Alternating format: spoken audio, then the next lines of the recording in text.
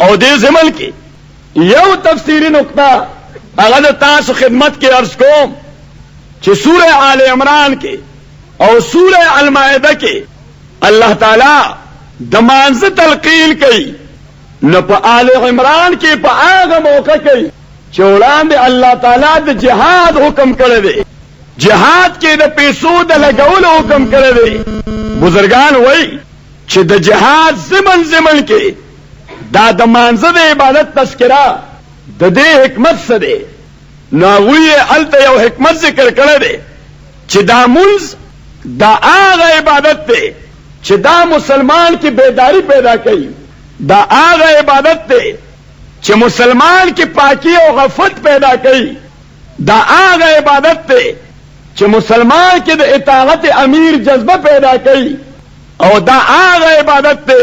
چې دا د مسلمانانو صفونو کې جوړ او تړون پیدا کوي. او الله دا غیر د پاره دا مونږ باندې لازم کړه چې دا مشکل تاسو کوي نو دې ته بچاک او چوبن ولاړ یې، درانه شلم بوجل وزندار په دې حواله ودرېدل قرآن کریم دا علامه د منافق وګرځوله او وی فرمایل وَإِذَا قَامُوا إِلَى الصَّلَاةِ قَامُوا كُسَالَى يُرَاءُونَ النَّاسَ وَلَا يَذْكُرُونَ اللَّهَ إِلَّا قَلِيلًا. ما محبوبا دوی چې کله عبادت کې ولاړ نو درانه او بوجل شلم ولاړي، حالانکه مومن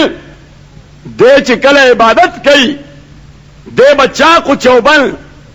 او تر تازه ولاړي. او عزیزانو تصویر ہوئی انشاءاللہ ابھی تو آپ لوگوں کو بہت کچھ کرنا باقی ہے. اس کو بلا دا حافظ صاحب نا دے بیان نبات کا معنی خدا خلاص کریں اس پر سپارے بہو ہو رہی خوال خمان ہم خلاص دیر مشکل لے ذکا چھ زمان میرا دلا چھ سو ضروری خبرے اگر لازمن دا تاس خدمت کے عرض کم دا منز چھ کم کے ما اتا دا قرآن حافظ صاحب نا اورو دیتا منگ وو تراویح شریعت والا نامی خود دا تراویح او دا تراویح اصل مبدا روح او دا روح مانا نظرت او فرحت تازگی او خوشحالی مانا دادا چه کل مومن تا اللہ تعالی خوشحالی او تازگی ورکول غواری نو دتا وی تماتا دیر وقت په ډیرو رکعتونو ودرېږه لکه یو حاکم یو د وخت امیر د اقتدار په کرسۍ ناست دوست هغه چاله مقام او مرتبه ورکول غواړي نو هغه ته وایي چې ته روزانه لازمل مرازې زما ملاقات دپاره. اوس دا سړی که ستاسو د قبایلي علاقې عام سړی وي او یا ملک صاحب وي او چوٹا سے یا پولیٹیکل ایجنٹ سے هغه ورته دا مقام او مرتبه ورکړي دې بار وخت څومره تر تازه څومره زیات خوشحال وي ځکه چې چوٹا سے ورته ویلي دي چې ته به روزانه ما سره ملاويږي. نو اوس د دې افسر ملاوېدل دا د لپاره د خوشحالۍ او د نظرت باعث دي. نو عزیزانو دا شل رکعات ودرېدل اللہ تعالی سره شل ملاقاتونه دي، اللہ تعالی سره شل حاضرۍ دي، دا یقینا د مسلمان د پاره د لوی خوشحالی د ستړې تازګۍ د عظیم فرحت او د لوی انبساط او مسرت باعث دي. نو تاسو به انشاءالله تر و تازه ناسئ ځکه د عبادت تقاضا هم دا ده چې سړی چا کو چوبل طریقې سره هغه عبادت ته الرټ او چوکن نه ښه یعنی د عبادت کولو په حواله چې تا باندې تنګي را نشي. دی خو ګورئ تاسو ته یو نکته بلوم محترم حافظ چې اوس دا قرآن کریم آخر ته ورسئ نو بیا به آخرنو 2 رکعاتو کې یا یو رکعت کې د سوره البقره اول الف لام میم ذالک الکتاب سو آیتونه به تلاوت کوي. دا څه دپاره حدیث کې راځي پیغمبر علیہ الصلوۃ والسلام فرمائی نعم القراءت والحال والمرتحل، بہترین قراءت بهترین عبادت دا هغه عبادت ته چې دې جانب ته اخلاص وي او دې بل جانب ته بیا شروع کو دې عمل سره تا الله تعالی ته دا خبره ظاهره چې الله دا قرآن می ټول په ولاړه واورید خو زه ګوره لاستړی یم نه ما بیا سره شروع کو نو بزرگان وایي چې اوه تاب د سره کولو کې دعا یا سلور یا لس آیاتونه او الله تعالی مستقل دی یو بل قرآن ثواب تا دپاره ولیکو. اوس ما ته ګورئ کوم سړی چې عبادت باندې ستړی دی یا نه دی ستړی شوی د دې پته الله ته شته او که نه خو بیا هم شریعت وایي چې نه ته د سره شروع کا الله ته شو دا ورکا چې زه ستړی شوی نه یم ښه ځکه چې خدا مغفرت را بهانه میں طلبت بهانه میں طلبت اللہ تعالی مسلمان ته خیر د پاره بهانه لټي دنه قیمت نه غواړي دنه عوض نه غواړي لکه روایت کې راځي عبد الله ابن عباس رضی الله تعالی عنہما او فرمایي چې کله سره د تلاوت سجده د الله پروان دی لګي طریقه پیغمبر علیہ السلام داوا چې هغه به د سجده کې جړل نو ابن عباس فرمایي تاسو هم د سجده کې وجاړئ فإن لم تبکو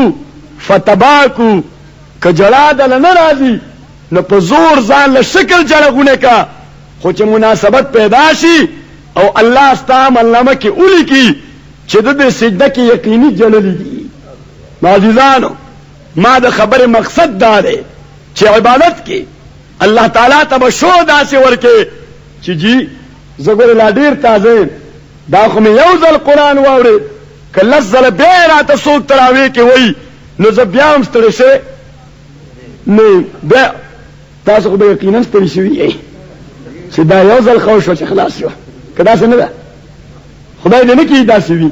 الله تعالی دې وکړي چې ستا په زړه کې عبادت والا جذبه دا مزید مواج او موجزه نه حدیث کې راځي پیغمبر علیہ الصلوۃ والسلام لکه ما ته متوجه زه ان شاء الله دو خبرې دا زما ته بیان بنیادی موضوع ده یو رمضان او بل قرآن او دې سره سره سمتعلقات عصری مسائل سمتعلقات د صراط مستقیم د تک تقاضې سمتعلقات د ایمان او د اسلام ډیمان چې تا نه په حیثیت د مسلمان قرآن څه غواړي په حیثیت د مسلمان پیغمبر علیہ السلام څه غواړي په حیثیت د مسلمان دا دین او شریعت دا د تا نه څه شی تقاضا کوي. او عزیزانو لومبنۍ یو خبره هغه ده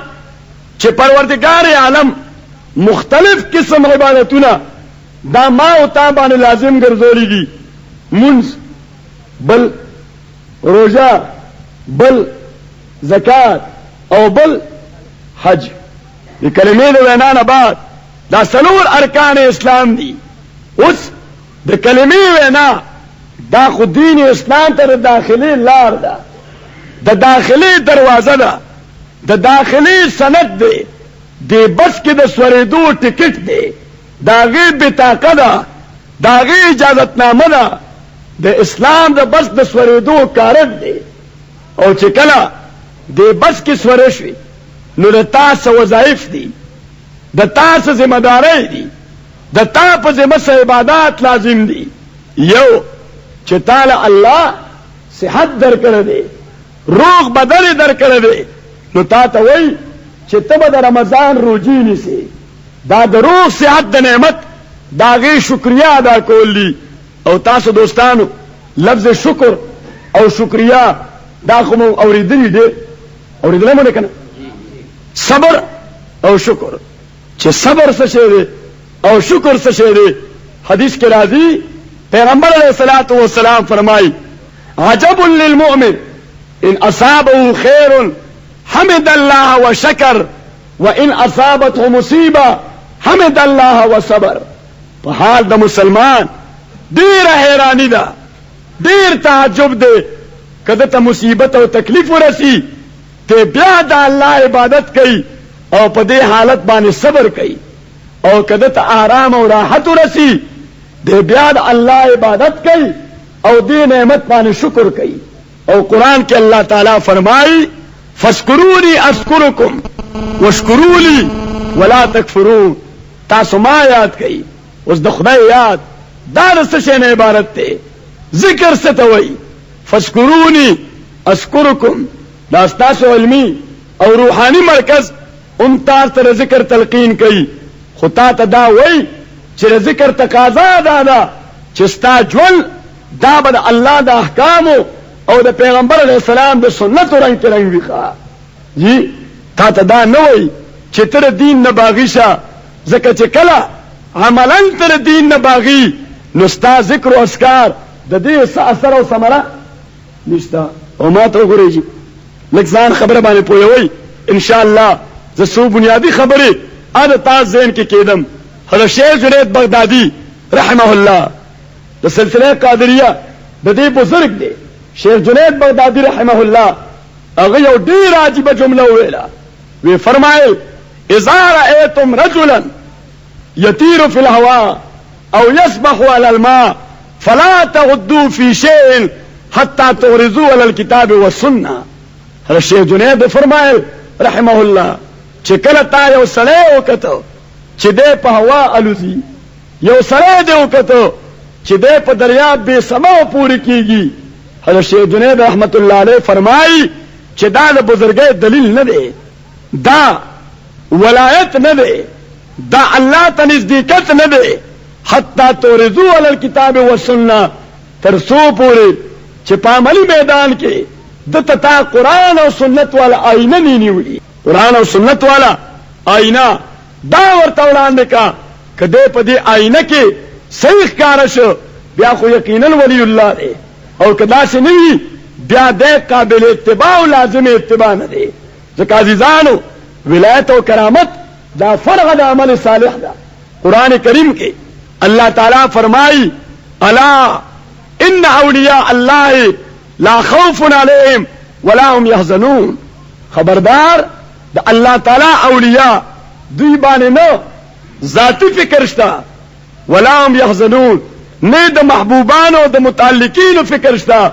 خو اولیاء دي څوک؟ قرآن په خپل تعریف کوي الذين آمنوا وكانوا يتقون. دا هغه خلق دی چې د ایمان مالکان دي او د دوی عمل دا د تقوا په رنګ کې رنګ دی. اوس تقوا څه ته وایي؟ د قرآن او د سنت موافق عمل دې ته وایي تقوا.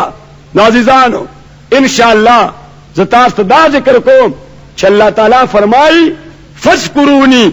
اذكركم واشكروا لي ولا تكفرون. الله وایي تاسو ما یاد کړئ زه به تاسو یاد کړم. څنګه به یاد کړئ؟ فاذكروني بالعباده اذكركم بقبول العباده. ما یاد کړئ په عبادت، زه به تاسو یاد کړم په قبول د عبادت. تاسو اوس الله تعالی یاد کړ د دې عبادت په ادایګۍ. الله تعالی وایي زه به هم تاسو یادوم په قبول د عبادت. او عزیزانو دې خوا ګورئ، اوس یو سړی هغه به دې کې فکرمند وي چې دا کومه ستړې زه کوم چې دا به خدای قبلوي مو که نه به قبلوي. نو حضرت شیخ الحدیث مولانا محمد زکریا سے رحمه الله زما پیر او مرشد او د تبلیغی جماعت مشر هغه خپل کتاب کې لیکلي دي چې یو سړی یو عبادت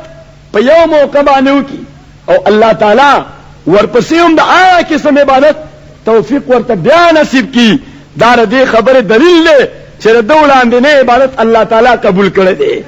نو عزیزانو بیگانه بله شپه د حافظ صاحب نه تاسو شپږ سپارې دا واورېدې، بیګا بیا توفیق درکړو او نن بیا توفیق درکړی دی. دا د دې خبرې دلیل دی چې د تا د بیګانه شپې او د بل شپې عمل الله تعالی قبول کړ. نو الله فرمایي چې فاذكروني تاسو ما یاد کړئ اذكركم زه به تاسو یاد کړم. یو ما په عبادت یاد کړئ زه به هم په قبول د عبادت یاد کړم. او دویم بل بزرگ فرمایي چې فاذكروني تاسو ما یاد کړئ بالدعاء اذكركم بقبول الدعاء. تاسو ما نه وغواړئ زه به تاسو له زولۍ د خیر ډکه کړم. روایت کې راځي پیغمبر علیه الصلاة والسلام ته سکسان رالل جی مونږه الله تعالی نه غواړو پتیز او غواړو کپرورو غواړو. نبی کریم علیہ الصلوۃ والسلام د خدای وحی انتظار وکړو. جبرئیل امین ناله آیت نازل شو چې وَإِذَا سَأَلَكَ عِبَادِي عَنِّي چې زما بندگان کله تانه تپوس کوي زما متعلق چې الله نږدې دی مونږ ورته مناجات وکړو که الله لري دی مونږ ورته چغه وو. الله تعالی فرمایي فإني قریب زه دې بنده ته نږدې یم او څومره نږدې یم ونحن اقرب الیه من حبل الورید. الله تعالی وایي زه ورته دې رګ حیات نه د دې شارګ نه چې د کم رګ په حواله دې ژوندې دی د دې نه ورته زیات نږدې یم. اور صاحب فرمائی کہ دل کے آئینے میں ہے تصویر یار جب ذرا گردن جھکائی دیکھ لی نہ اللہ فرمائے کہ مانا اغواڑی زبتاس لزولے دخیل دککم او دریم فذکرونی بالتوبہ اذکرکم برفع الحوبہ تاسو ما یاد کئی ما تا توبہ وباسی اس توبہ سے شے دے دیکھو گورے یہ لفظ بان انشاءاللہ زمین تاسو پویو کو چی ذکر سے شے دے شکر سے شے دے توبہ سے شے دے عبادت سے لپارا دے. نو فرمائی فذکرونی بالتوبہ ما یاد کئی توبہ باندے اس یو زمونږ د پښتنو توبه له خدای مونږ باندې رحم وکړي. مونږ ځان نه وګوشو کو توبه توبه توبه او سبا چې موقع بیا په لاس راشي نو بیا مو پاغي ګناه سترګې ورپټې کړي. حالانکه د توبې تعریف بزرگان کوي هو الغزم غلا ترک الذنب والندامة على ما ارتكبا چې توبه دا عبارت د دینه دی چې دا کم ګناه مې کړی دی په دې باندې ځان ملامت کول دي چې دا کار مال په کار نو او محکمه اراده د دې خبره ده چې آینده لپاره بیا دا ګناه نه کوم. اوس ماته وګورئ جی یو سړی که وګوله ګوتې خو پیدا وه که دا وخت ځان نه په چاړو وسکي او وغورځئ ځان نه او ګناه باندې سبا بیا ورمنډه کړي دا توبه الله تعالی قبلای. قرآن کریم کې الله تعالی فرمایي انما التوبه لله على الذين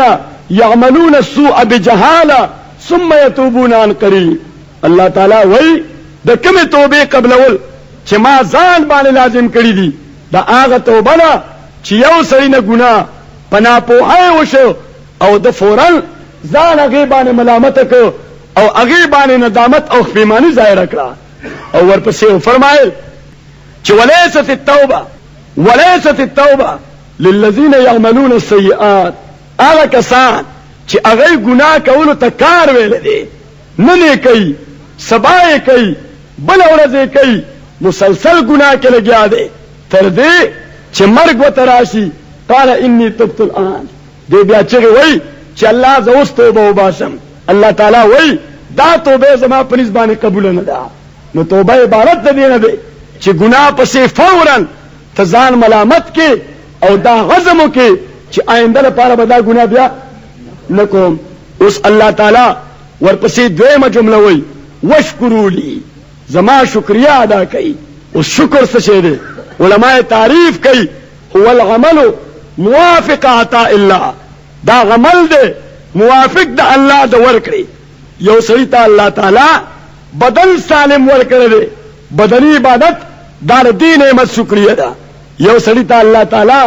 مال ورکړي دی مالی عبادت دا د دې نعمت شکریہ ده. یو سړی ته الله تعالی اولاد ورکړي دی دا هغه اولاد حسن تربیت دا د دې نعمت شکریہ ده. پرنا بلورس د علامہ علوسی تفسیر روح المانی میں کہتے یو ډیر عجیب اثر د صحابی لیکلو. یو صحابی فرمائی ان اشد الناس عذابا یوم القیامه الذي جهل اولاده. د خدای پنځ د قیامت په ورځ لوی عذاب او سزا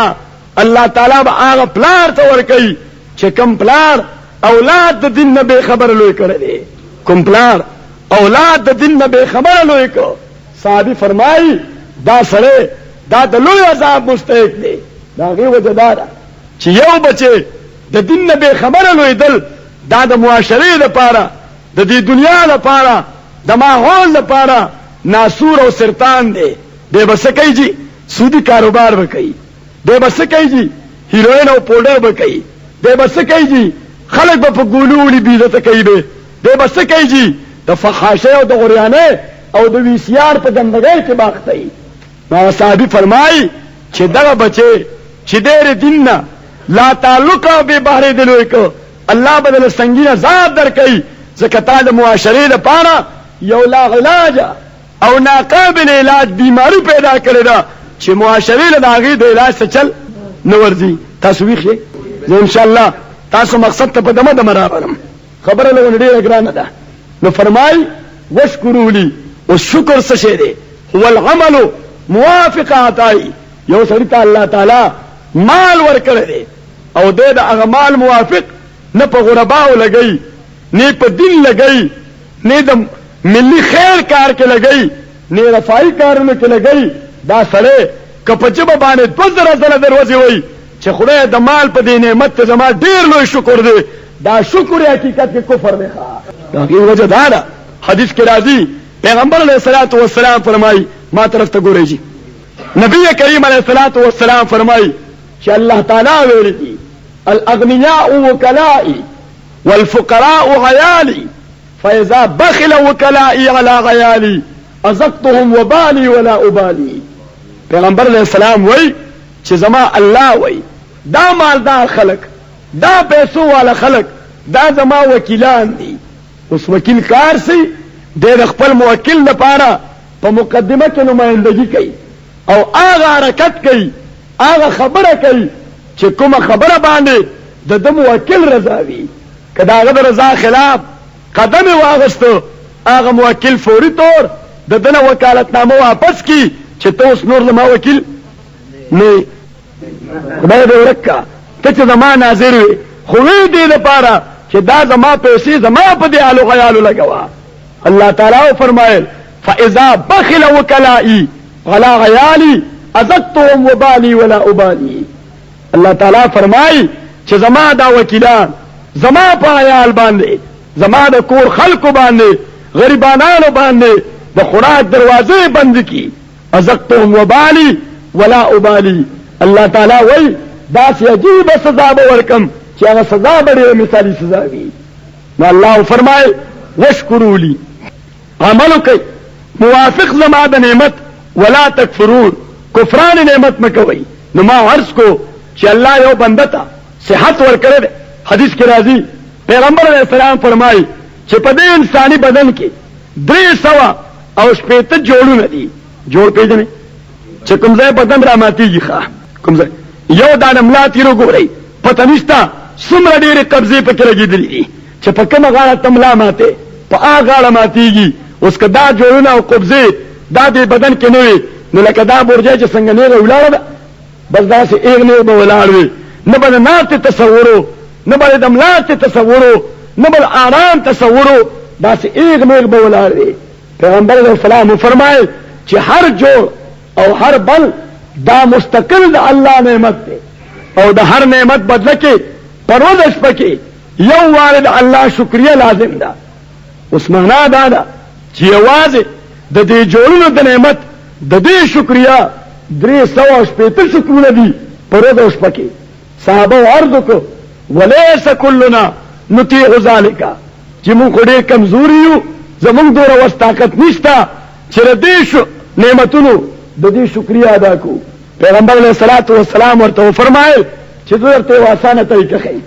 پتا سو کې څوک چې اراده ولري چې د دې نعمت شکریه ادا کوي فليصلي رکعتين ډېر 2 رکعاته منځ کی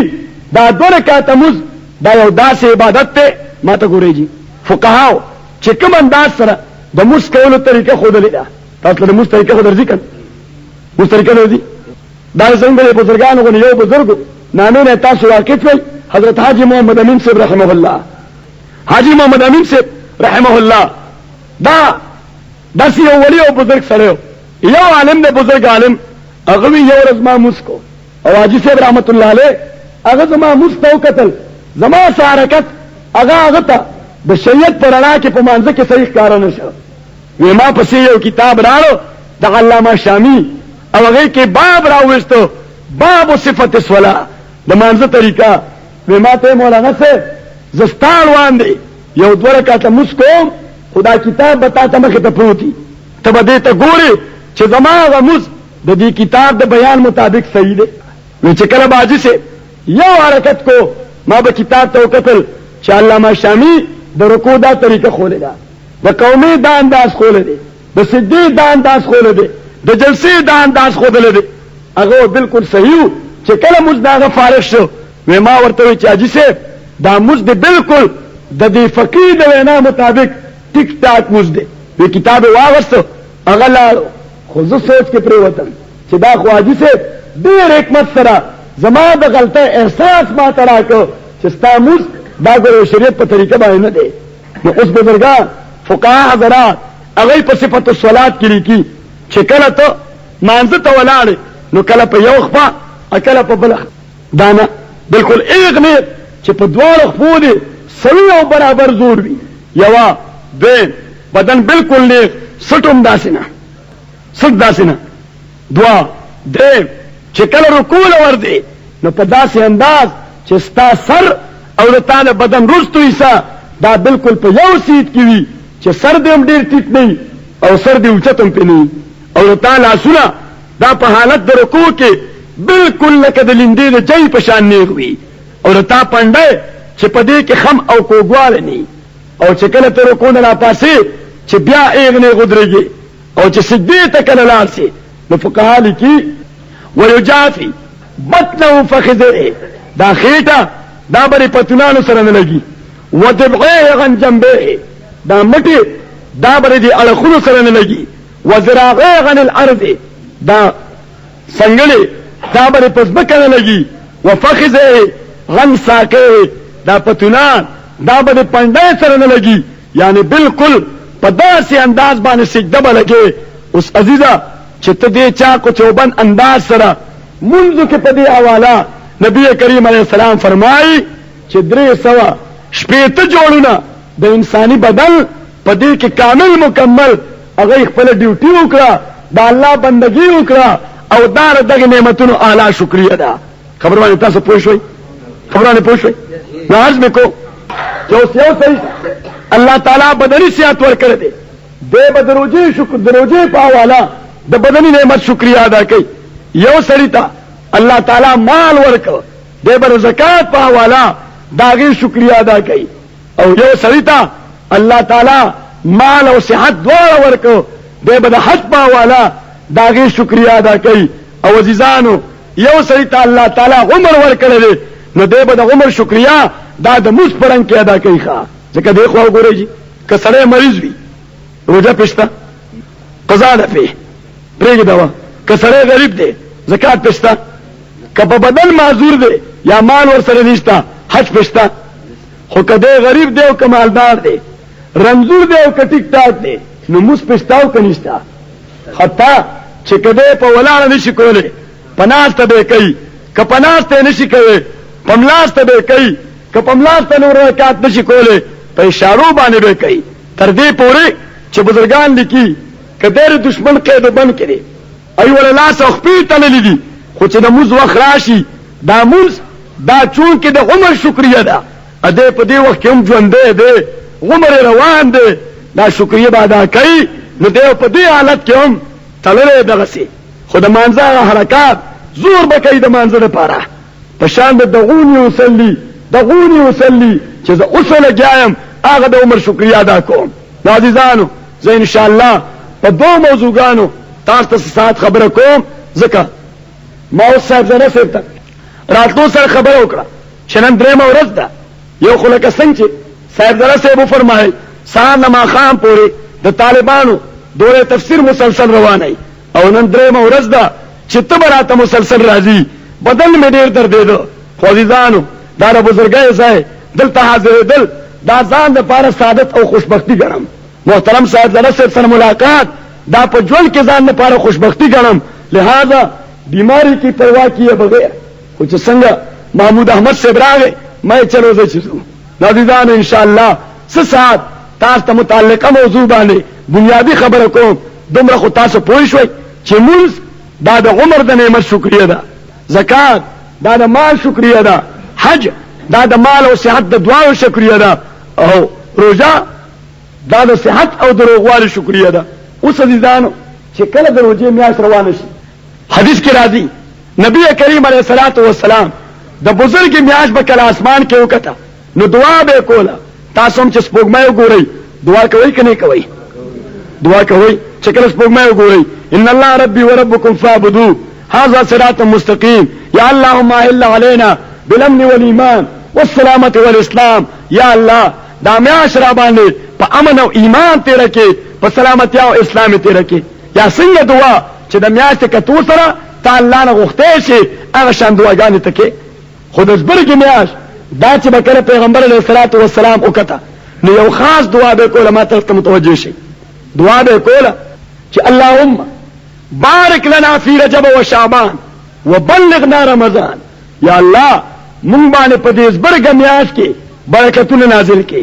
په شو قدر کې برکتونه نازل کې. او پیغمبر پاک دعا کوي چې خدایا عمر مې اوږد کې رمضان ته چې د رمضان بابرکت میاشت کې ډېر لوی عبادتونه وکم او د آخرت لوی ذخیره ځان له جمع کم. نو عزیزانو دا د رمضان میاشت دا د عبادتونو لپاره سیزن دی. لکه تاسو وګورئ په بعضې ښاریو کې یو بازار داسې چې هغه روزانه لګي، لکه ستاسو د لنډي کوتل بازار دا روزانه کلاوي، خلک د خپل ضرورت سامان پکې اخلي. یو بازار بیا داسې چې هغه په هفته کې یو ځل لګي، د غوانو میله میخه او غوا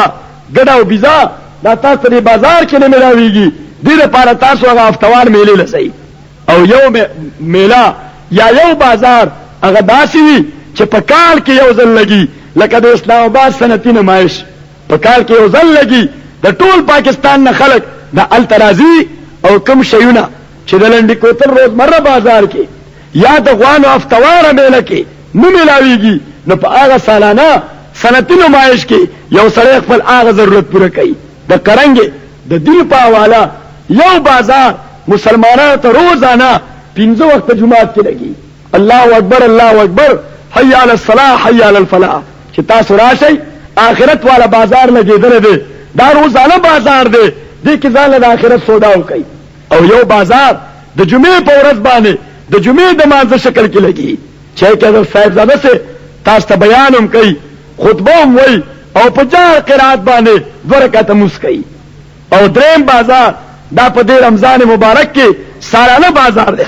چې دې کې د آخرت د پاره د کال سودا کیږي. حدیث کې راځي پیغمبر علیه الصلاۃ والسلام فرمایي الرمضان الى رمضان کفاره لما بینهما. یو رمضان تر بل رمضان پورې دا د وړاندینو ګناهونو لپاره د الله جانب نه د کفاره او د بخښنې یو ذریعہ ده. لکه حدیث کې راځي نبی کریم علیه السلام فرمایي من صام رمضان ایمانا و احتسابا غفر له ما تقدم من ذنبه. چا چې د رمضان روزه د ایمان په حواله ونیولې او په دې عقیده چې الله خاص زما اجر ثابتېږي، پیغمبر علیه السلام فرمایي الله تعالی ورته وړاندینی ګناهونه معاف کړي. نو عزیزانو عرض وکړو تاسو خدمت کې چې اوس دا رمضان دا سالانه میله ده، دا رمضان دا سالانه بازار دی، دې کې آخرت د پاره ډېره لویه سودا کیږي. روایت کې راځي جابر ابن عبد الله انصاری او سلمان فارسی رضی الله تعالی عنهما دواړه صحابه دي. دوی وایي ختمنا رسول الله صلی الله علیه وسلم فی آخر یوم من شعبان. پیغمبر علیہ السلام د شو قدر د میاشتې په آخرنۍ ورځ باندې مونږ ته تقریر وکړو. کله وکړي د شعبان په آخرنۍ ورځ، ځکه چې ورپسې بله ورځ یا په دویمه ورځ رمضان را روان وي، روزه را روانه. نبی کریم علیه السلام د شعبان په آخري ورځ مونږ ته تقریر وکړو. فقال یا ایها الناس، تقریر کې وویل او خلکو قد اظلکم شهر عظیم مبارک، په تاسو سوره جوړ کړ، د تاسو په سر رااله، تاسو ته حاضر شو یو میاشت چې ډېره لویه ده، ډېره برکتونو واله ده. او داسې میاشت ده فيه لیلة خیر من 1000 شهر، پای کې یو شپه را روانه ده د هغه شپې عبادت د 1000 میاشتو د عبادت نه ډېر افضل دی. او 1000 میاشتې چې کلونه ته جوړ کړي نو تقریبا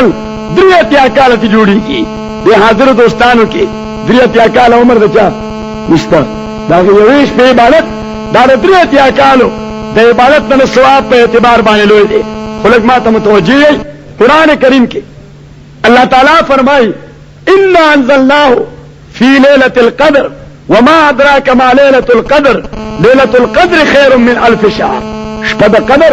د دې عبادت د زرو میاشتو عبادت ته ډېر افضل دی. حضرت شیخ عبد القادر جیلانی رحمه الله تاسو ټول وایي رحمه الله.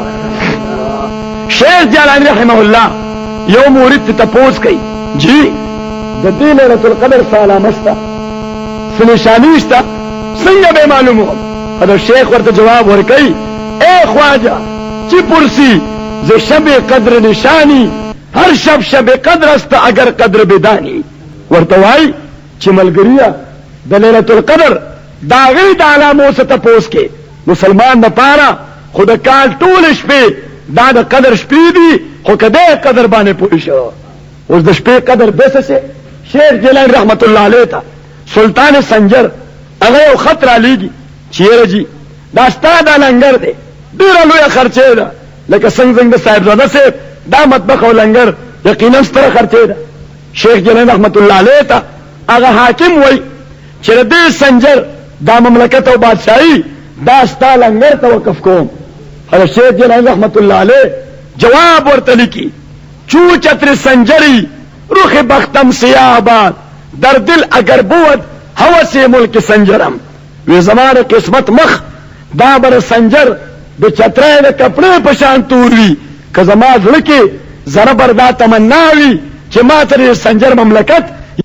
تراج او مالیه ملاوي شي. چې کله سلطان سنجر ته دا جواب ورسید هغه ناپوهه سړیو هغه دا محسوس کړه چې ګنې سنجر آمدل دا لګ دی ځکه نه قبلې هغه ته زیات پیسې پکار دي. یو بل صوبه دا نیمروز افغانستان کې نیمروز الله تعالی د افغانستان آزاد کی. عزیزانو ما بل ورس د افغانستانیانو دوستانو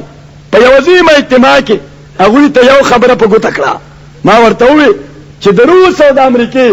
دا غي مشترک او کمباین شیطانت بیا دای چې کله مسلمان په خپل تاریخ کې کامیابیږي نو دا کامیابی ولا بیا دواړه په شریک باندې ټسټوس کوي ښه ځکه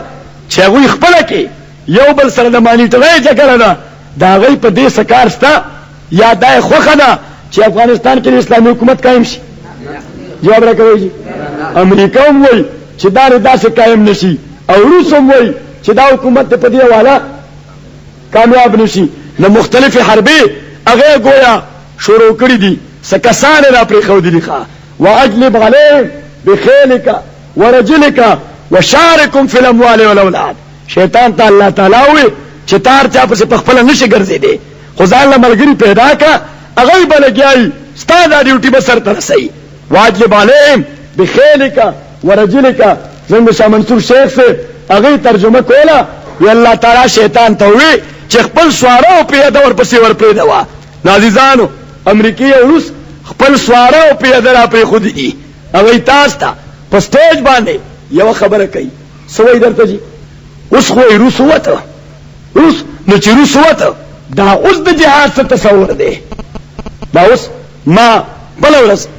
د دغه محاذ یا د دغه پارټي یو ستر لیډر سره په دې موضوع باندې خبره کوله. ما وی ګلابا زه خو تاسو عقل ته حیران یم یو جانب ته خو تاسو دا وایي چې لر او بر افغان ټول یو دی نو مېدا د بر افغان چې دې لري علاقې ته راغلي دي نو ستا په سترګه کې دې غړيږي ولې بیا یو جانب ته خو ته وایي چې لر او بر افغان یو دی نو دا د بر افغان دی او د لر علاقې ته راغلي دي نو چې کله یو دی نو ځکه دې نه پیښور ته ځم یا پنډه ته ځم زه دې ملک سلام په ما باندې سپابندي او نشته حق پیښور او پنډه والا چې زما په تو باندې اعتراض کی. او مې ګلابا دغه خبره ستا داوا ده چې دا ډیورن لاین د پاکستان او افغانستان مېس کې 1400 میله اوږد سرحد دا د انګريزانو سازشو پښتانه تقسیم کړی دي. ته مې دا وسوای چې دا د انګريزانو سازشو پښتون دا سرحد او دا پوله مونږه نه منو نو ما چې کله نه منې نو خو معنا دا چې دا یو ملک دی نو د یو ملک خلک آزادۍ سره د یو ګټ نه بل ګټ ته تلشي. او ما ورته ګلابا درېمه خبره ته پښتنو د حقوق علمبرداري نو ما وې چې په کم جنگ کې تم دا منې چې پښتون او پښتون دواړو طرفو تمري نو ته د هغې انقلاب د زنده‌باد دا ناره بیا په کم مخ باندې لګې. او ما ورته وویل ګلابه څلورمه خبره هغه ته دا کې چې اوس لاړو تر اوسه خو جهاد اوس جهاد نه دی. ما تا 15 کاله خدا ډنډوره ګوله چې افغانستان کې جنگ منګ نشته دا اصل دلته راغلي دي. هلته څو ماشومان د سکول راوځي سچرې سورې جوړې کړي دی وایي جهاد دی. اوس ته په هغه خپلو کړو باندې او په خپله خبره په هغې باندې خاورې ورړې او دا وایې چې زه منم چې تر اوسه جهاد خو اوس د جهاد تصور نو چې پرون تا بدبویه خبره کوله بدبویه زمونږ دپاره قابل قبول نه وه نو ستا نه خبره دا هم په طرفګنۍ په بغض باندې بنا ده د دې حقیقت سره تعلق نشته. او ما ورته خبره وکړه ما ورته کاکا په یو خبره مې پوه کړه مونږ عموما تا او زه یو ځای یو په سیاسي تاریخونو کې تا او زه په یو پلیټ فارم باندې منډې وو. ته جمهوریت دپاره ځان مړې زه د جمعیت العلماء طرف نه جمهوریت دپاره ځان مړوم. ما په 77 کې یو تاریخ مونږ په شریکه وچلو ما د روس خلاف مچلو که د امریکې خلاف وینه د بوټو صاحب د حکومت خلاف ما کې کوم خلک چې مړو ستا څه نظریه ده چې هغه څنګه مړو وی چې خو شهیدانو که نه ډېر د اعلی مقصد دپاره قرباني ورکړې وه. ما په 83 او 86 کې د ضیاءالحق صاحب خلاف مونږ یو تاریخ شروع کړ. ما وی هغې کې کوم کسان چې مړو د فوج او د کنسټیبلري په ګولو ستا نظریه څه ده چې هغه څنګه مړو وی هغه چې شهیدان مړو. ما حالانکه نه د روس خلاف جنګېدل او نه د امریکې خلاف جنګېدل وی نه د نظام خلاف جنګېدل. نو ما ورته ملګریا خبره صفا شوه که دلته د نظام خلاف سره جنګېږي او مړ شي نو شهید دی جنګېږي نو مجاهد دی. په افغانستان کې که سړی د نظام خلاف جنګېږي نو ته وایي چې دا خو مسلمانان په یو بل رالګېدلي. ما وی خبره لاړه ګډوډه شوه. ما ته ویل قاضي صاحب ستا ژبه ډېره لویه ده ستا سره خبرې نه کوم ژبه دې ډېره لویه ده. ما ورته ګلابه خدای ته ګوره د خدای هیله واله هسې دا خلک دوکه کومه د خلکو سترګو کې تلي مه منډه. بار تقدیر عرض مې کوله تاسو خدمت کې چې دوه خبرې رمضان او قرآن دې باندې خبره کوم بالتفصیل. حضرت سلمان او حضرت جابر بن عبدالله انصاري هغوی فرمایي چې پیغمبر علیه السلام د شعبان د آخرنۍ ورځې په بیان کې مونږ ته وویل قد اذلکم شهر عظیم مبارک شهر فی لیلة خیر من 1000 شهر. داسې میاشت ده دې کې یو شپه را روانه ده د هغې عبادت د زرو میاشتو د عبادت نه اعلی افضل دی. شیخ جیلانی رحمت الله علیه نه هغه سړی تپوس کوي چې لیلة القدر دا علامه څه ده او ورته ګلابه مسلمان دپاره هره شپه لیلة القدر دی خو که دی د شپې په قدر باندې پوه شو. عرب وایي چې من لم یعرف قدر اللیله لم یعرف لیلة القدر. څوک چې د کال 300 شپېته شپې د هغې په قدر پوه نه شو دته خدای د قدر شپه نه نصیب کوي.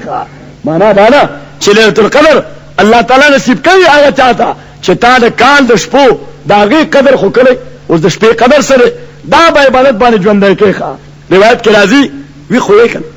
حضرت عبدالله ابن سلام رضی الله تعالی عنه د پیغمبر علیه السلام صحابي دی. هغه وایي کله چې نبی کریم علیه السلام مدینې منورې ته راغی و اخبرتو او ما ته اطلاع ملاو شوه فاتیته زه ملاقات سره روان شم او چې کله رالم او پیغمبر علیه السلام مې ولیدو فوالله غرفته زه خو د انجیل او تورات ملاو زمونږ انجیل او تورات کې د محمد رسول الله صلی الله علیه وسلم تذکره وه ما وپېژندو چې دا هم هغه برحق پیغمبر دی. حضرت عبدالله ابن سلام وایي چې دغه وخت نبی کریم علیه السلام خپلو ملګرو ته یو خبره کوله چې ان فی الجنة غرفا یرا ظهورها من بطونها و بطونها من ظهورها. جنت کې داسې بنگلې دي چې د هغې بهر طرف دا دننه نه ښکاري او د هغې دننه طرف بهر نه ښکاري. معنا دا ده چې د هغې دیوالونه د صاف او شفاف آینې جوړ دي. خو دې چا لپاره لمن الان الکلامه چې څوک خبرې نرمې نرمې کوي خوږې خوږې خبرې کوي. او عزیزانو خوږه خبره دا د ایمان تقاضا ده. روایت کې راځي یو صحابي فرمایي چې د پیغمبر علیه الصلاة والسلام نبوي جلال او هیبت داو چې ناشنا سړی به راغی حابه و اذا تکلمه احبه. ناشنا سړي به پیغمبر علیہ الصلوۃ والسلام ته وکتل نو پاسړي به hebat راغی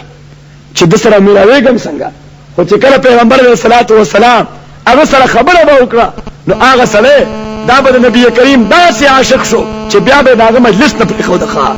جی د پیغمبر علیہ السلام طریقه د نسخ هغه هم داسې و چې خبرې ډېرې خوږې وي روایت کې راځي ما طرف ته ګورئ یو صحابي دی مالک ابن حویرث دا هغه نامه ده هغه وایي چې نبی کریم علیہ السلام سره ناستو پیغمبر علیہ الصلوۃ والسلام مونږ ته وایي چې اذا غطس العاطس وحمد الله فقولوا يرحمك الله کله چې انګي کون کې انګي پرنجه انتوشه عرب ورته عطس ځکه आवाज ور سره وځي عطس عرب ته تعبیر هم کوي په دې عطس باندې چې کله انګي کون کې انګي او هغه الحمدلله وای پیغمبر علیہ السلام فرمایل تاسو ورته رحمک الله وای الله تعالی تاسو علامه کې لس نه کوي کی سونه کوي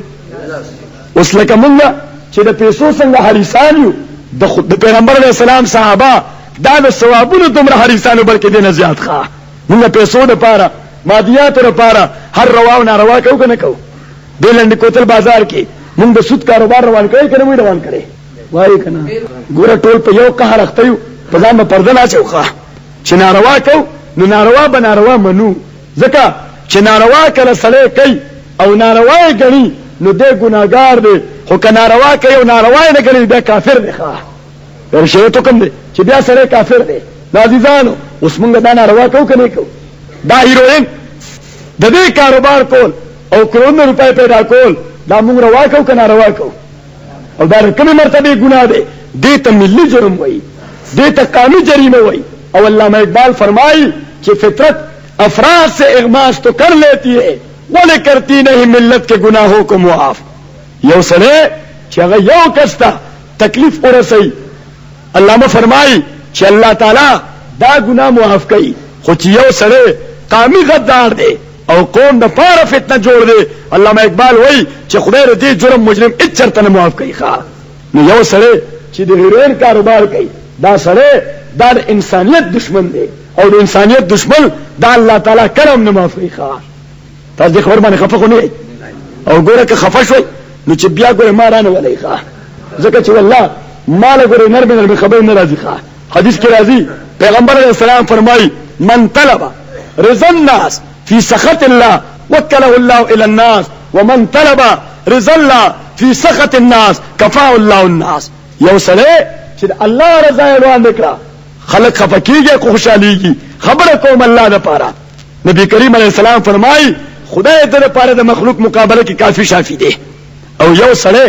چې هغه د مخلوق خوشالي هغه مقدم کړه یره خدای به خیر دې گزارو کی خو چې دا خلق خوشاله شي نبی کریم فرمایي وکله الله الى الناس خدای د دنه د خپل تایید لاس پورته کی او مخلوق ته ورواله کی چې ته پوښا او دای پوښا چې ته په کې سوره رضا کې سوره بخفه کې سوره بر او زمون بزرگ شیخ التفسیر مولانا احمد علی لاہوری رحمه الله یو ځای بیان وکړ بیان کې لګه تیزی و یو صاحب ورته بیان نرسته حضرت بیان ډیر خوښ خو څه کسان داسیو چې غي لګ بدو من بیان باندې ویول وی تاج د سود ډیر مذمت وکړ او غي په دې ګندګۍ کې اختدي ما یو ځای تقریر کو تقریر کې مې وې ما سود خور د پاره قران کې الله شپږ سزاګانې ذکر کړې دي څو سزاګانې شپږ سزاګانې یو سزا پاره کې دا ده چې د قبر نه پاسي نو داسې به لکه سړی چې مرګو والی ښا لا يقومون الا كما يقوم الذي يتخبط الشيطان من المس ذلك انهم قالوا انما البيع مثل الربا وحل الله البيع وحرم الربا الله تعالی فرمایي دا سودخور چې قبر نه را پاسو نو دې به داسې ټیلې غسي وي ورځي به سر دلاندې لکه څنګه سړي باندې د مرګو د لیونتوب چپچي او کله یو دیوال له سر راخلاصي یو کله بل دیوال الله دې مولا مان نکي نو چې کله ما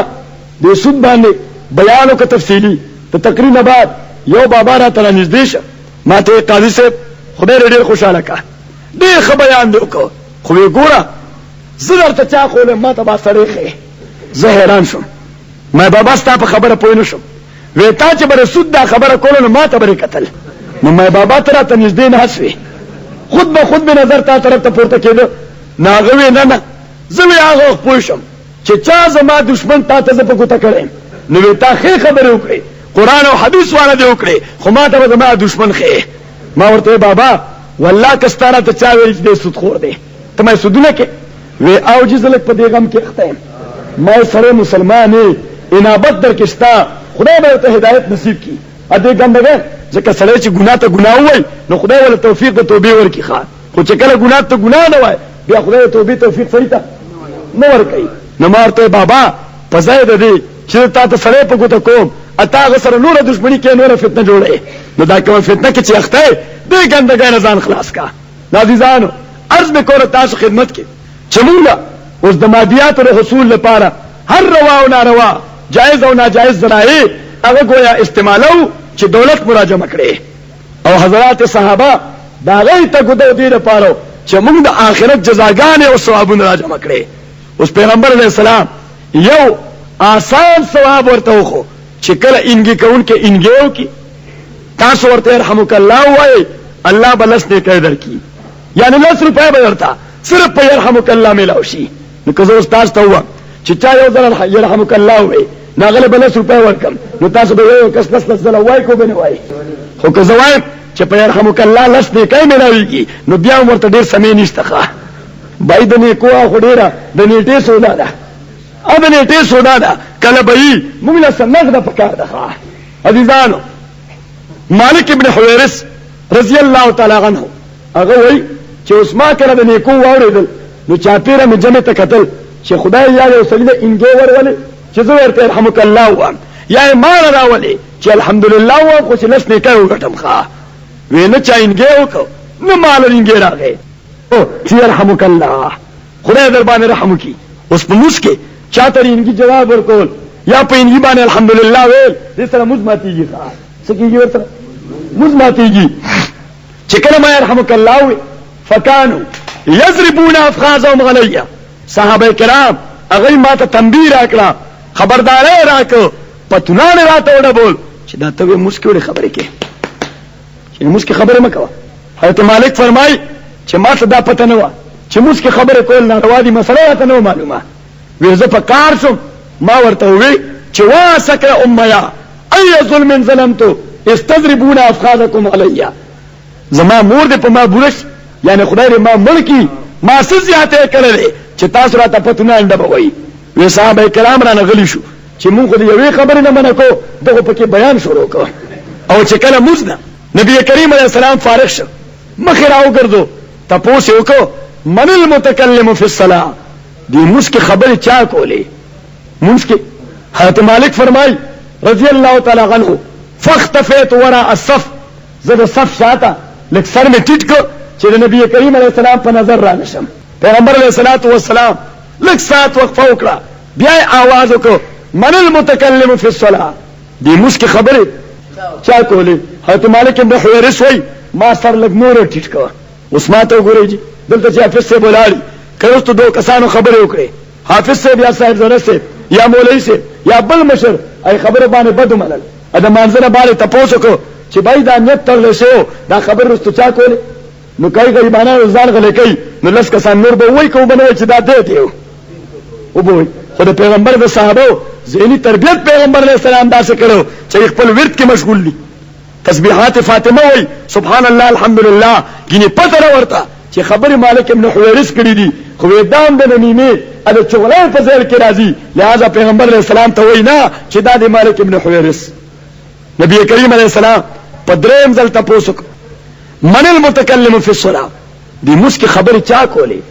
حضرت مالک ابن حویرث وای چې ما سره یې پیدا شو چې که اوس نه پاسم نو د خدای قهر را باندې نازل نشي جرأت به وکم را لمرال دی پیغمبر علیہ السلام ته کېناستم وې ما ویجی دا ما خبره ما کړې حضرت مالک ابن حویرث وای فوالله زماره په خدای قسم وی ما قهرنی ولا ضربنی نه ما تسترګ راوستي نه په ما غوسه وکړه نه مال پړک راکړه نه را تسپیره خبره وکړي ډېر په مسکی انداز د خدای پیغمبر راته وی بچیا ان صلاتنا هذه لا يسو فيها شيء من كلام الناس بچیا دا موږ د الله عبادت ته سړی خدای سره خبره کې ډایرکټ وي. موږ کې خبره ولې ناروا دي؟ سړی چې ټلیفون میلاو کی کراچۍ سره خبره کوي، دوبۍ سره خبره کوي، نو کدی ځای بل کس ایم په هغه موقع د سره خبره شروع کوي نو دوی په بد مني کنه په مني. د سړي غلې کېنا ما دوبۍ میلاو کړی ته لګي کړ کې، نو چې کله سړي خدای میلاو کړی مانځ کې نو بس بیا د بل چا د خبرې تصور پکې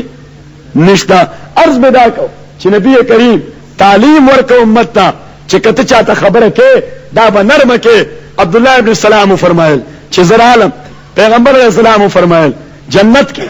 داسې ماڼۍ او محلات دي چې داغي بهر د دن نه او دن بار نه ښکاري. خودي چا د پاره لمن علان الكلام، هغه چا د پاره چې هغه خبره خيسته خيسته کوي. واطعم الطعام، هغه چا د پاره چې د اوګد روټه تنظیم کوي. وصلى بالليل والناس نيام، او هغه چا د پاره چې د شپې عبادت کوي خلک ودی او د شپې په عبادت باندې ژوندۍ کړي. نو شیخ عبد القادر جیلانی رحمه الله هغه سلطان سنجر ته واپس جواب لیکي چې چو چتر سنجری رخ بختم سیابات در دل اگر بو د وسی ملک سنجرم. هغه دا محسوس کړ چې ګنې دې آمدن لګده ځکه شیخ جیلانی رحمت الله علیه قبول نکړ. وی دا نیمروز دا لوی صوبه ده آمدن زیات ته دا ورته پیشکش کوم. دوباره بیا خطر اولېګو چې دا د نیمروز سلطنت دا ستالنګر تاواله کوم. او شیخ جیلانی رحمت الله علیه واپس جواب ورته ورکړي زا وقت کې آگاه شدم از ملک نیم شب من ملک نیم روز بیک جو نمی خرم. د کلنه چې ما تر نیم شپې د بادشاہي قیمت او قدر معلوم شوی دی. اوس د نیم شپې بادشاہي څه ده؟ الله ته ولاړه بچو دو خزو دا رور دو پلارو دو یوازې سره ویخ په تیاره کې یکسویه سره الله تعالی صاحب فرمای چې خوش است باتو بزمه به نهفت ساز کردن در خانه بند کردن سر شیشه باز کردن. او وای چې او الله ساجب عبادت ویاغه چې سره د شپې تیاره کې را پاسي او تا ته تنها په خلوت کې یوازې ځان لا کامل توجه سره ودرېږي. د کور دروازه سړي ځان پسې بند کړي او د زړه دروازه دا ستاره از نیاز د پاره کولاو کړي. نو عزیزانو که تاسو هم د شپې د عبادت خوند واغستو نو یقینا دې کې ډېر ستر لذت الله دې مونږ ته نصیب وګرځي. شیخ جیلانی رحمت الله علیه ورته وی چې د نیم شپې د عبادت بادشاہي د کله نه ما د دې قیمت معلوم کړی دی نو د نیمروز بادشاہي دا زه په یو بشم نه اخلم. په یو بش. نو عزیزانو عرض به دا کو چې ليله القدر خیر من الف شهر، شپه د قدر د دې عبادت د زرو میاشتو عبادت نه ډېر افضل دی. اوس یو نقطه باندې ځان پوه کړئ. علامات بزرګانو لیکلي دي خدا علامات چرته کله کله وقوع پذیر وي چې دا سړی رڼا محسوس کی، خوشحالي محسوس کی، دونه راټیټېدل محسوس کی. خدا لازمي نه ده چې لیلة القدر کې بلا کارونه خامخا کیږي. دا کله بعضې بزرګانو مشاهده کړې ده. اوس یو سړی هغه ته پته ومني احساس به ورته ومني چې دا شپه د قدر ده خو که د عبادت رواني دا الله په نس باندې د 83 کال مقبول عبادت دا د عملنامه کې د شپې په حواله ولیکل شي. خبر باندې پوه شوئ؟ ذهن کې مراله. اوس دا یو خبره چې مونږ کې مشهوره ده چې بس یو پلک دی خو چې کومو قسمتیانو قسمت کې وي ایته حالانکه دا پلک نه دی. الله تعالی فرمایي هي حتی مطلع الفجر دا د ماښام نه شروع وي تر سهاره پورې په دغه شپه کې چې د شپې په کم وخت کې هم تا عبادت وکړو هغه د 83 کالو د مقبول عبادت نه د الله په نسبت باندې ډېر اعلی او بالا دی. نو عزیزانو پیغمبر علیه السلام فرمایل شهر دا داسې میاشت ده اوله رحمه چې د دې لومبنۍ لس ورځې دا د رحمت باعث دي. دا کومه عشره چې روانه ده دې کې تاسو ټولو باندې د الله رحمتونه نازلېږي. واوسطه مغفره د دې منځنۍ لس ورځې دا د الله د بخښنې ورځې دي. واخره براءة من النار اخرنۍ لس ورځې دا د دوزخ نه د خلاصېدو سند دی، د دوزخ نه د خلاصېدو ذریعه ده، د دوزخ نه د خلاصېدو سرټیفیکیټ دی. پیغمبر علیہ السلام فرمایل چې من تقرب فی بخصله کان کمن ادى فریضه فيما سوا. چا چې په دې رمضان کې یو نفلی عبادت وکړو ثواب دومره دی لکه په نورو یولسو میاشتو کې چې سړی فرض عبادت وکړي. ومن ادى فی فریضه کان کمن ادى 70 فریضه فيما سوا. او چا چې رمضان کې یو فرض عبادت وکړ ور دې ثواب دومره دی لکه په نور یو لسو میاشتو کې چې اویا فرض عبادتونه کړی دي. او حضور فرمایل وهو شهر المواسات، دا د احسانونو میاشت یو بل سره احسانات کوي. اوس احسان د څه شي نه عبارت دی؟ پیغمبر علیہ السلام په خپل داغه نقشه پیش کړي. وی فرمایل چې من فطر فيه صائما كانت له عتق رقبته من النار، چا چې په دې میاشت کې د روزدار د پاره د روزمات تنظیم وکړو، د افطاری تنظیم وکړو، د 60 الله د دوزخ د اور نه خلاص کی. او صحابه کرام ټول ما ته ګورئ جی، تاسو رمضان کې عموما به دا فکر کړی د غریب سړي د افطار یا د هغه کہانی یا د هغه خوراک، دا کور کې بچو د پاره وړ نشتا، دا کور کې بچو د پاره سالن نشتا. تاسو به خامخا دا احساس کوئ کنه؟ کوئ کنه کوئ؟ دا پیغمبر علیہ السلام فرمایل چې د رمضان معنا دا ده چې تاسو مواسات کوي غربا او فقرا سره. حضور پاک صابر تپوس کوي جمو غریبانو نه مو د کجرو وسرسي، نه مو د بوتل شربت وسرسي، نه مو د نورو میوه وسرسي. جی بیا خو موږ دې سعادت نه محروم یو. نبی کریم علیہ السلام وینا چا چې د ساده او یو ګلاس روزدار لا روزمات لپاره ورکو، الله تعالی با د قیامت په ورځ په د باندې زما د حوض بوس کوي چې آینده لپاره د توبې له تند احساس نکېږي. او پیغمبر علیہ السلام فرمایل وهو شهر تصفد فيه مرض الشیاطین، دا داسې میاشت ده چې دې کې الله تعالی شیطانان بند په بندو تړي. مولانا زکریا صاحب رحمت الله علیه تبلیغی جماعت بزرگ دی، د تبلیغی جماعت مشر دی. تاسو تبلیغ سره وخت لګوي کنه؟ تبلیغی جماعت سره وخت لګوي کنه؟ ګوره تعلیم کې نه جی گشتونو کې شاملېږي، بسترې ورسره وګو باندې اخلي. عزیزا ګو چې یو لابي ابل تا وخت داخم یره دا تبلیغیان ا تبلیغ خو خلک کافرو ته کوي. وای دا څه کنه وای تبلیغ خلک مونږ و دا مسلمانان لکه مې سړي ځامن شو نور کافرانو مسلمانان کې.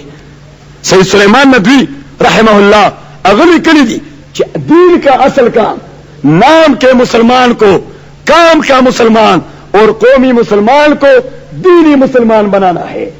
د دین اصل کار چې د نوم مسلمان نه د کار مسلمان جوړ کې، ا د قومي مسلمان نه دینی مسلمان جوړ کې. سمانه دی خو ګورئ جی کله چې زمونږه د پښتونولۍ جګړه راشي او د دین تقاضا دا بالکل دا غینه مخالفي، نو ماته ګورئ مونږ بیا د عزیز وله خبره ار دین مقابله کې چې دا غنو کنه کنه وایي جی غړوي کنه زمونږ پښتو ضرب المثل له پښتو ضرب چې خبره د خدای لپاره او ډنګ لول ګور دا خبره د کفر ده ښه چې خبره خدای لپاره او ډنګ لول یعنی کازیز د پناروا ولاړی بیا به ډنګ لول دا ملګرتیا کې راخلي ښه کازیز د پناروا ولاړی ډنګ لول نو بیا د تا اسلام دا د خدای په نسبت قابل قبول دی. خبره هم خدای لپاره او ډنګ لولم الله لپاره. ما ته وګوره یو خبره تاسو ته کوم. حضرت عبدالرحمن ابن ابي بکر ټول وای رضی الله تعالی عنہ دا بچی له حضرت ابو بکر د ایمان راړو نه بعد خپل پلار سره ناست ډوډۍ تا ورته وی بابا د بدر په میدان کې یو عجیب مسله را پیښ شو. هغه ورته ګلاب هغه څنګه وی ما تورو ته تکړه یو سره مرا خلاصوله خو چې په سړی می نظر پری وته جی هغه ته وی پلار می وی خو تر پیغمبر طرف نه جنگیدی زه د کفر طرف نه جنگیدم او چې کله می ته ولیدي فقلت اف و ابي ما اوه په شام ټوب کو دا خو بابا دی. حضرت ابوبکر ورته بچی څه دی وکړه ویجی ته می پری خو دی او هغه گزار هغه یو بل سړي باندې وکړه. حضرت ابوبکر رضی الله تعالی عنہ ورته وای چې بچی ولید پری خودم هغه ورته بابا زکه چې پلار می وکنه پلار می استاد نو ته پوس کو دا پلار په زوی ډیر مهرباني او کزوی په پلار ډیر مهرباني. پلار عبدالرحمن ورته وای چې بابا پلار می وی لہذا گزار میں در بانے انکو. حضرت ابوبکر ورته وای فوالله قسم په خدای ما رأيتك ما خطلی دلنی ولو رأيتك لما ترکتك کمی دلوی نو قسم دے کمی پری خو دی وخا حالانکه زه د پلانم تمی زوی تا زه د پلار ولای د وجه پری خودم او ما به تر زوی ولای د وجه پری خو دی نوې زکه چې ما ته زما خدای او زما پیغمبر زیات ګران دي ستا زما نظر کې اس قدر قیمت نشتا. نو عزیزا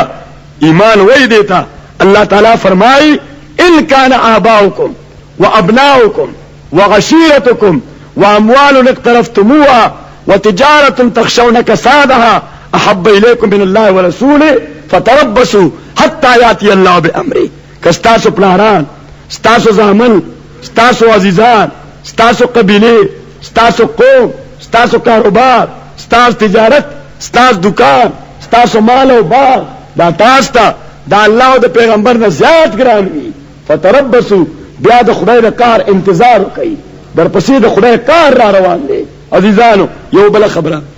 غزوه بدر کې او یا کسان کافران دا جنگی قیدیان پیغمبر علیہ السلام راوستل، چونکه دا لومبه جنگو د جنگی قیدیانو لپاره څه قانون یا مرتب شوی. نو پیغمبر علیہ السلام حضرت ابوبکر او حضرت عمر راوغوښتل، دواړو نه تپوس کوي چې د قیدیانو سره څه وکړو، پرېږدو غلامان کو، پیسې ته واخلو، خدمت په شروع کو، مړی کو، څه ورسره وکړو. حضرت ابوبکر رضی الله تعالی عنہ ورته وایي هم امامک واخوالک وابناء عمک وخالک، دا څوک ستا ماماګان دي، څوک د ترونه دي، څوک د ماما زامن دي، څوک د تر زامن دي، څوک د تور زامن دي، څوک د تربولان دي، لہذا ټول د رشتہ دار دي. که احسان دې ورسره وکړو اپریدي خودل دا به ډېره ښایي. حضرت عمر رضی الله تعالی عنہ ته وایي چې ستا ملګري سره ده. حضرت عمر رضی الله تعالی عنہ هغه تیز سره جلالی طبیعت لرو، ویجی هم الذین اخرجوک واخرجونا وقاتلوک وقاتلونا وقتلوا اصحابک. دا جی هغه غنده خلک ته چې ته د خپل کور راځته، مونږ راځتیو، ستام جنگ کړی دی، مونږ سره جنگ کړی دی، ستا ملګري شهیدان کړی دي، دای سره به احسان کې. دای سره شاه منصور شیخ صاحب وی حضرت عمر رضی الله تعالی عنہ پیغمبر علیہ السلام ته وی چې احسان خو خلک د سړي زامن سره کوي، دا سره سړي زامن دي، دای ته کور نه پرې خو دی، مکه معظمه نه راوستي، مونږ پرې نه کړو، جنگ را سره وکړو، احسان به ور سره کوي. ورته نو عمر څوک ور سره؟ حضرت عمر رضی الله تعالی عنہ ورته وی قتلوه او د باقاعده قتلولو لپاره ظلم به شروع کوم، زما ور پکې دی زید ابن الخطاب، خو چې ستا مقابله ته راغلی دی، زما د خدای مقابله نه راغلی دی، نو زما نور دی او نه پیژنم، ما ته اجازه راکړه چې دا سر ور په توره ووم. او وی د حضرت علی رور عقیل ابن ابي طالب پکې دی، حضرت علی له اجازه ورکړه چې د خپل رور کټ کی. عزیزانو دې خبره دا معلومه شو چې خبره خدای لپاره او ډنګ لور ډنګ لور کو عزیز د پاره نه، ډنګ لور چا لپاره؟ یعنی خدای لپاره بډنګ لور د عزیز سر نه اخلاص ښه، د عزیز سر نه د الله لپاره ډنګ لور بل اخلاص. حدیث کې راځي پیغمبر علیہ السلام فرمایي لا يؤمن احدكم حتى يكون احب اليه من والده وولده والناس اجمعين. تاسو مؤمنان علی چې زو زما دین دا درته پلار نه، د مور نه، د زوی نه، د نور نه، ال تام دنیا نه زیات خوک او زیات رانږدې شي. نو که کوم ځای ستا د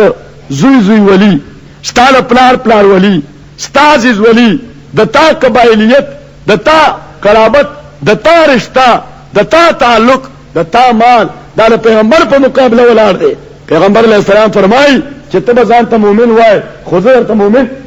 نه وایم. ستا به دعوه د مؤمن وي، خو الله درته مؤمن. اوس دا مونږ چې ایمان نه اوري نو دا مزان نه پاره راوړی که الله ته بړوان کوو، الله ته بړوان کوو چې جی دا زمونږ نو چې الله وایي دا ایمان زه قبلوم، دا ایمان زما په نيز ایمان نه دی. نو عرض مې کو وهو شهر المواسات، دا د احسانونو میاشت ده.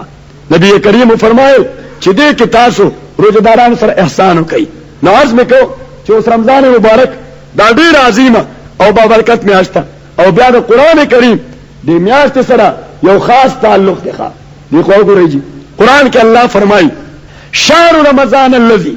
انزل فيه القران هدى للناس. میاشت رمضان دا هغه بابرکت میاشت ده چې دې کې قران کریم دا نازل شوی دی، هغه قران چې هغه د ټول انسانیت لپاره هدایت او مینار نور دی، هدایت او مینار نور دی. او الله فرمایي چې بیا په میاشت د رمضان کې د ما نازل کړل ليلۃ القدر کې. او روایت کې راځي دی خو وګورئ چې کله به رمضان میاشت رااله نو جبرئیل امین دا پیغمبر علیہ الصلوۃ والسلام ته راته، او په دې کال کې او وړاندې کلونو کې څومره قران چې بنازلو دا غي دور به ورسره کو. څه به کول دور پیغمبر علیہ السلام آخری کال باندې وفرمایل وی چې طریقه داوا چې په هر رمضان کې جبريل امین ما سره د قران کریم دور کو او ما وی چې دا دغه سنت اثر وي چې د قران دور هغه گویا په دې رمضان کې شروع وي چرته تراویح کې شروع وي چرته تفسیر کې شروع وي چرته خلکو جمعه ډکړي او لګي تلاوتونه کوي ساره کوي ماسپخینه کوي مازیګر کوي ماسختنو پېشمنی کوي حضور فرمایل چې په سګنی کال جبريل امین راغی نو ما سره قران کریم دوه واره وي نور کله به یو واره وي او سکاله دوه واره وي ټول صحابه خوشاله شو لکه یو سره په دې خوشاله شي چې نور کله بالکه ما رمضان کې یو ختم کو او سکال می دوه خوشاله خبره ده پیغمبر علیہ السلام وی چې ما سره سکال قران دوه واره وي ټول صحابه خوشاله شو یو بل مبارکي ورکا چې پیغمبر علیہ السلام سکال دو دوره کړی دي او حضرت ابوبکر داس یو اړخ ته کېناستو په جلا شو حضرت عمر ورته راغی ویجی ملګری خوشاليږي او ته جریږي حضرت ابوبکر رضی الله تعالی عنہ هغه ته وی عمره انی ارى ما لا تراه زآل شوینم چې ته نه ویني وی څه پوي مکه کنه پوي مکه وی دا سخت کال دواره دور د آینده نیم کال دور دی چې پیغمبر علیہ السلام ته الله تعالی قبل از وقت کو آینده رمضان چې راځي پیغمبر علیہ السلام زموږ میس کې موجود نه وي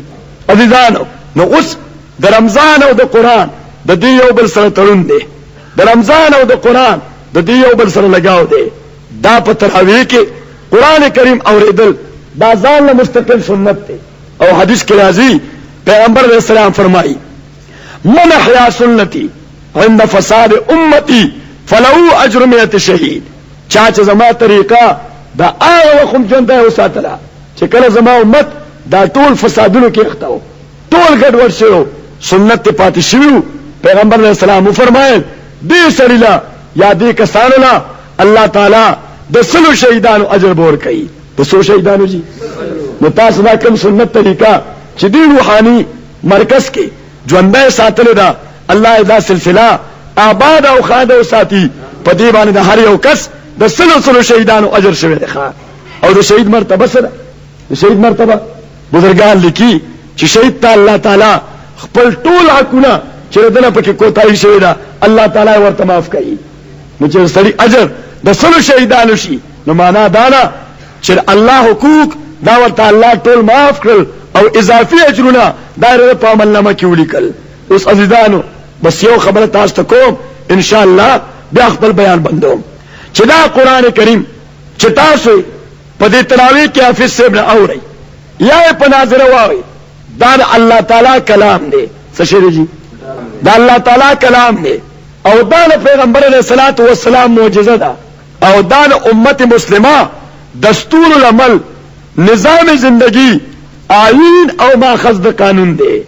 یہ خبر باندې ځان په وای ښه ځکه ځانو مونږ دین عبارت ګرځولې د رسم نه او د دین په تقاضا پاګې باندې مزان په کړه نه ښه ځان نه پر کړي چې باید د دین د دې بلا ډیره لوی تقاضا ده چې دې بستا په ځل باندې حکمران وي داسې چې ستا تجارت د تا زمینداری د تا غم خادي د تا ژوند هر میدان ستا ملازمت ستا حکومت ستا ریاست دا الصبر دی دین رنگ کے رنگوی تبھی با اسلام اسلامی بصورت دیگر دے بنمگر او کنڈم بھی خواہ سبھی جی نمگر او کنڈم بھی او اللہ تعالیٰ فرمائی چی الیوم اکملت لکم دینکم واتممت علیکم نعمتی ورضیت لکم الاسلام دینا ما تاسولا دا دین اسلام کامل مکمل نظام در کردے دستور العمل میں در کردے لائحہ زندگی میں در کردہ چی دے کستاد جول دا ہر شعبے کامل مکمل حل موجود دے نو اس قرآن کریم دا لدے قانون دا پارا لوئے ماخذ دے دا آئین دے دا دستور دے دا نظام زندگی دے پارا سرچشمہ و فاؤنٹین دے یوا او دے مدا چی دا اللہ تعالی کلام دے سشے جی یو فرق با نظام پوئے کئی اگا دا چی دا قرآن نوران دے ام اللہ تعالی کتابوں نازل کریو کنو نازل کریو یو سل درے سو کتابوں یو سل درے اگر ټول قرآن راتلو سره منسوخ شو او په هغه کتابونو کې تحریف او تغییر شوی کنه نن په دنیا کې څومره ډېر يهوديان دي، دومره ډېر يهوديان چې د شیطاني نطفې نه ټوله دنیا تنګه ده. نن په دنیا کې څومره ډېر عیسایان دي، په کروڑونو عیسایان. هغه عیسایان د انجیل منونکي دي او يهوديان د تورات. خو کله هغوی نه یې تپوس وکړو چې لکه دا تورات چې عیسی علیه السلام باندې موسی علیه السلام باندې نازلېدو، یا دا انجیل چې عیسی علیه السلام باندې نازلېدو، د کومه ژبه کې نازل شوی؟ اردو کې، فارسی کې، انګریزی کې، پښتو کې، عبرانی کې، سوریانی کې، سنسکرت کې، په پولش کې، په عربی کې، په کومه ژبه کې نازل و؟ نو یهودو ته پته شته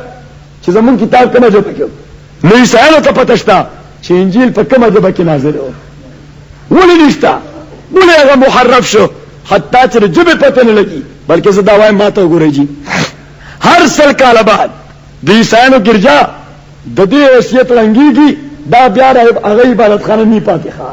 100 کاله بعد چې 100 کاله هغوی کومه ګرجا وساتي بیا یې اعلان کوي ښه.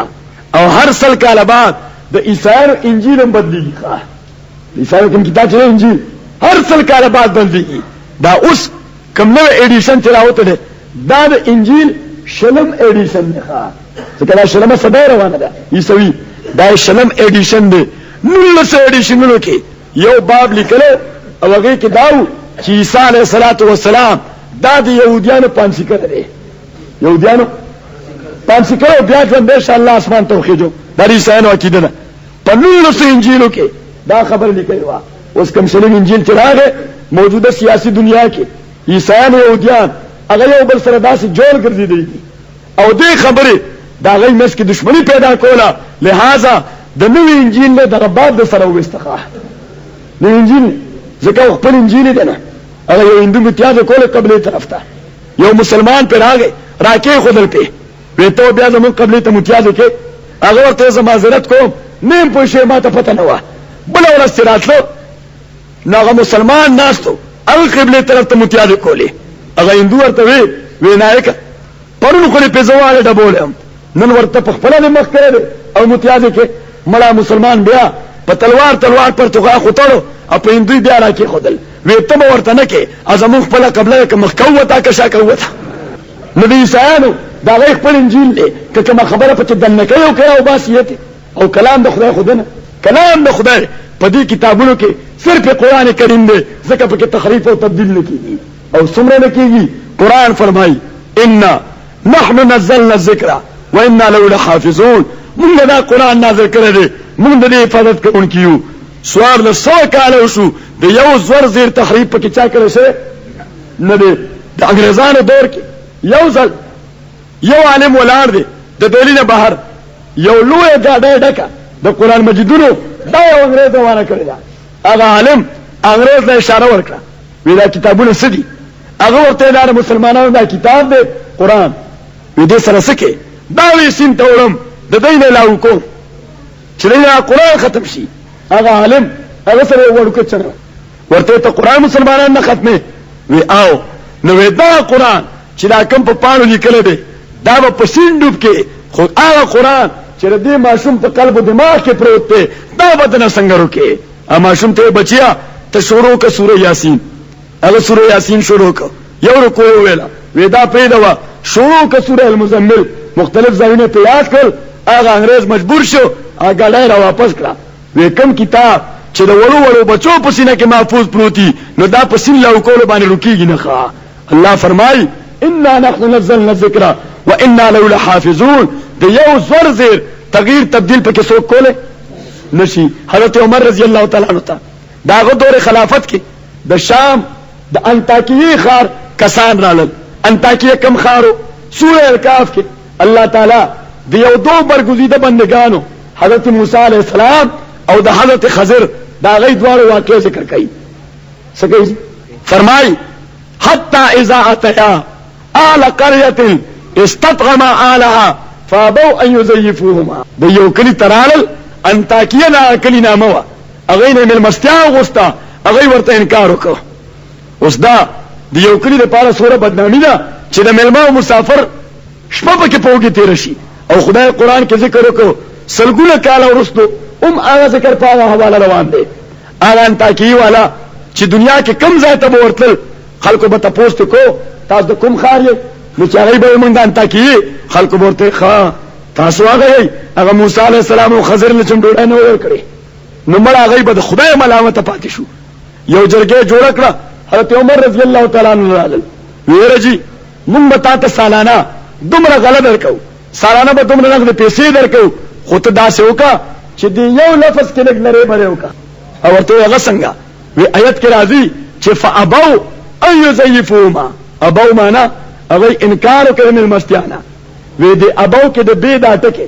دا د لاندې نه واخله بره بوزا او یو ټکی ور سره خپل وکړه، ابو نه اتاو جوړ کړه. نو معنا به داشي چې هغه ډوډۍ غوښته بس هغه شکریا او تعالی روان کړه،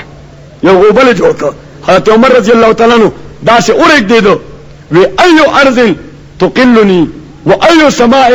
تظلنی، د خدای اسمان دا برابر برنه اخلاصي او د خدای زمکه دا برات لاندې نه وشلېږي کما د خدای قران کې د یوې نقطې لري بره وکړو. نو قران کریم دا د الله تعالی کلام دی، دا د پیغمبر علیہ السلام معجزه ده. الله تعالی فرمایي کتاب دا عظیم الشان کتاب دی، انزلناه من نازل کړی دی، الیکا تا تم نازل کړی دی، مبارکن د دې لستون کې د دې اوریدون کې د دې عامل د دې حافظ د دې طالب قانون په لحاظ چلون کې دا ټول مبارک دي. خود سره پاره لیدبروا آیاته چې دې ایتونو باندې ځان پوي کی وليتذكروا الالباب او دې تبع عملی جامه واچوي. نازیزانو الله تعالی دې ستاسو د عبادت دا ډیر سعادت باعث وګرځي. الله تعالی دې دې ځای دا عبادتي فضا دا قائمه او دائمه وساتي. الله تعالی دې محترم مشر صاحب سره دا غسوره پټول باندې تر ډیر وخت برقرار وساتي. او کریم خدایا د دې دوستانو چې د علمي مرکز سره